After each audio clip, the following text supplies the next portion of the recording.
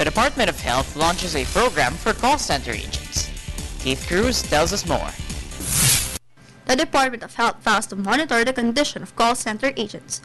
This was stressed after the launching of the iCare program that will focus on the right lifestyle of workers from business process outsourcing companies. DOH fears that the agents' bad habits at work could result in serious health conditions and different kinds of diseases.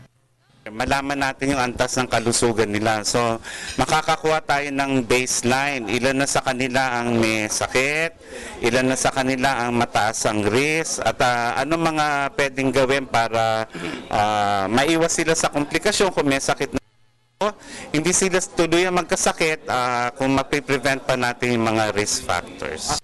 The program runs for 3 years, and the Health Department initially targeted 30 call centers.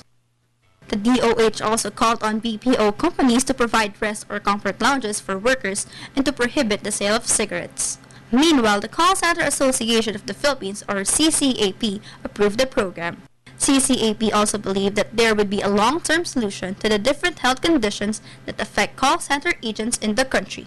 Hindi naman kami nagulat dahil in fact gusto nga namin to kasi it will only show na wala naman kami talagang tinatago, there's no different, walang pagkakaiba sa contact center, bukod dun sa mga sinabi ko ng oras ng trabaho namin gabi, na yung mga nararamdaman ng mga tao na nagtatrabaho sa industriya namin, ganun din yung nararamdaman ng ibang tao sa ibang industriya.